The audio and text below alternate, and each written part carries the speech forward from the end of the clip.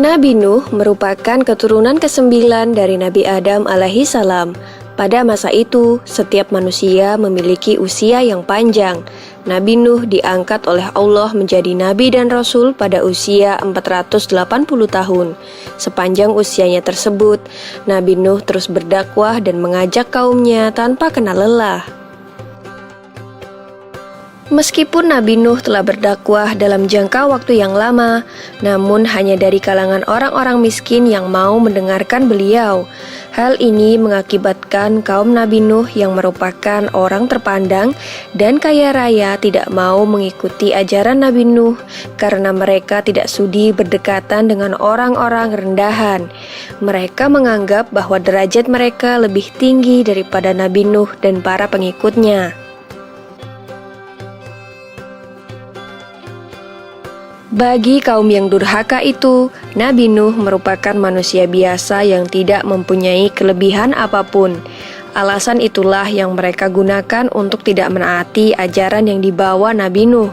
Para pemimpin kaum yang kafir itu kemudian berkata bahwa mereka akan mengikuti ajaran Nabi Nuh jika pengikutnya yang terdiri dari orang-orang miskin itu diusir terlebih dahulu. Tentu saja Nabi Nuh menolak permintaan mereka. Penolakan itu membuat para pemimpin kaum yang kafir merasa kesal, kemudian mereka menantang Nabi Nuh. Jika memang kedurhakaan mereka kepada Allah akan mendatangkan azab yang besar, maka mereka meminta Nabi Nuh untuk segera mendatangkan azab yang besar tersebut. Begitulah sikap kaum Nabi Nuh yang sombong dan angkuh.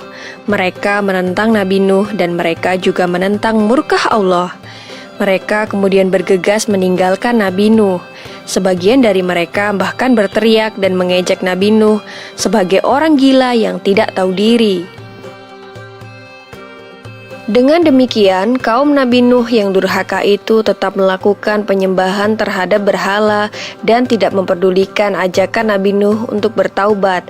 Mereka menyembah patung-patung yang mereka anggap sebagai Tuhan karena sesuai dengan ajaran leluhur mereka sejak dahulu. Allah kemudian memberikan petunjuk kepada Nabi Nuh agar membangun bahtera kapal yang besar di puncak bukit. Meskipun dikerjakan bersama dengan para pengikutnya, ternyata pembuatan kapal tersebut memakan waktu yang lama. Nabi Nuh harus diuji kesabarannya menghadapi kaumnya yang memandang pekerjaannya itu sebagai pekerjaan orang gila. Mereka mengejek Nabi Nuh sebagai orang bodoh karena tidak membuat kapal di laut, melainkan membuatnya di atas bukit. Salah satu dari mereka lalu berkata, "Lihatlah apa yang dilakukan Nuh. Dia dan para pengikut bodohnya membuat kapal di atas bukit." Nabi Nuh dan para pengikutnya tetap tegar dan terus bekerja menyelesaikan bahtera kapalnya. Tidak hanya orang-orang sekitarnya, bahkan anggota keluarga Nabi Nuh sendiri ikut meremehkan ajakannya untuk membantu membuat kapal. Istri Nabi Nuh dan seorang anak laki-lakinya yang bernama Kan'an terpengaruh keadaan dan menjadi durhaka kepada Allah dan Nabi Nuh. Dengan bimbingan Allah, Nabi Nuh dan para pengikutnya telah menyelesaikan pembuatan bahtera kapal tersebut. Allah kemudian memerintahkan Nabi Nuh untuk bersiap-siap karena bumi telah diperintahkan untuk memancarkan air dari dalam perutnya dan langit mulai hujan lebat. Nabi Nuh kemudian mengisi bahtera kapalnya dengan para binatang dan burung-burung terlebih dahulu. Berbagai macam jenis hewan mendatangi bahtera kapal Nabi Nuh secara berpasangan jantan dan betina.